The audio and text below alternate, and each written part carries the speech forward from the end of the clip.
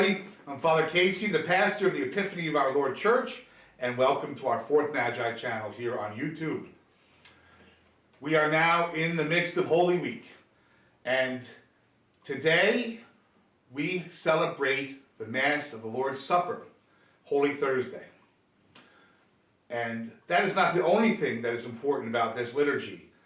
The first thing is the institution of the Holy Eucharist. That's why we call it the Mass of the Lord's Supper, which is most important, and it is the height of our belief system, the core, the Eucharist, the body and blood, soul and divinity of Jesus Christ. But there's also something else that takes place in the liturgy today, and that is the washing of the disciples' feet. And why it's so important, and it is one of the most amazing Gospels, is because in this Gospel, we are told that Judas has already been induced by Satan to betray Jesus. And we know from the Gospel of John that Jesus tells Judas, you're going to betray me. He confronts him with the truth. He says to all the apostles at the table, one of you is going to betray me. Now, I don't know about you, but if Michael Corleone said to me at the table while we're breaking bread, I know one of you is going to betray me, I wouldn't be so quick to go and betray him, knowing that he knows.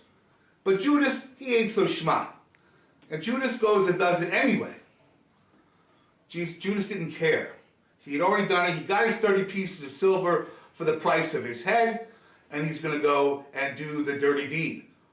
But I think that's very interesting that Jesus would confront him with the truth, give him the opportunity to change his mind. He's got one last chance to say, maybe this isn't such a good idea. But Judas doesn't do that. Judas waits until after Jesus has been convicted to have guilty feelings. I guess Satan left at that point and left Judas with all these emotions. I think he did the wrong thing. And he tries to get the 30 pieces of silver back, but the Pharisees, chief priests, and Sadducees, they really don't care. They got what they wanted, and so we really don't care about you, Judas. Go take care of it yourself. You deal with it. But Judas can't deal with it, and what does he do? He goes and he hangs himself. That's the only option he seemed to have left, because the guilt was overwhelming. Maybe he didn't think Jesus was going to be condemned, but he was. But I always think that's very interesting, that Judas is confronted with the truth. He's given one last opportunity, which is what God does for us all the time.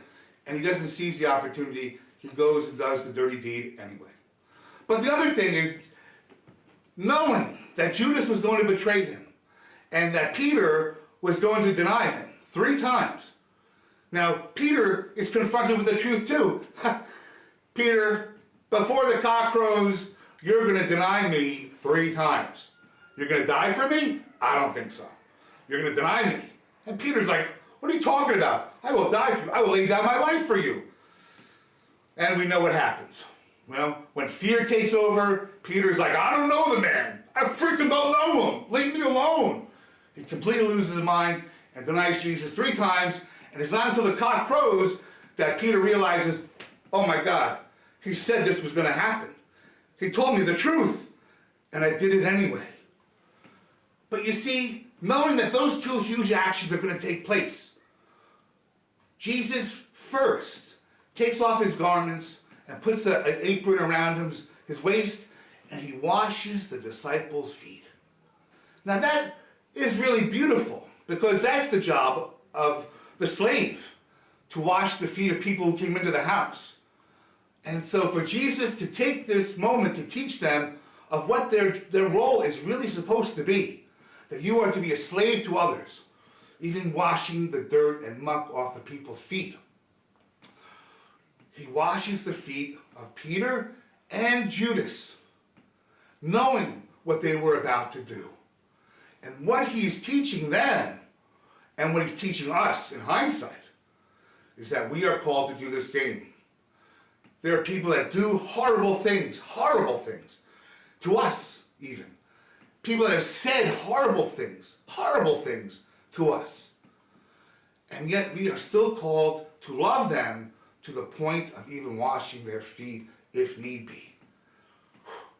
I don't know about you, but that's a tall order. But that's what it really means to love like a Christian. So let's you and I this day reflect upon the people that have done horrible things and said horrible things to us. As bad as what Peter and Judas did. Can we, as hard as it may be, we don't have to like it. We don't have the emotions to go with it. But can we wash their feet? Can we love them the way Jesus taught us to love others? Especially those who are our enemies, especially those who hurt us. Good luck, and God bless this Holy Thursday.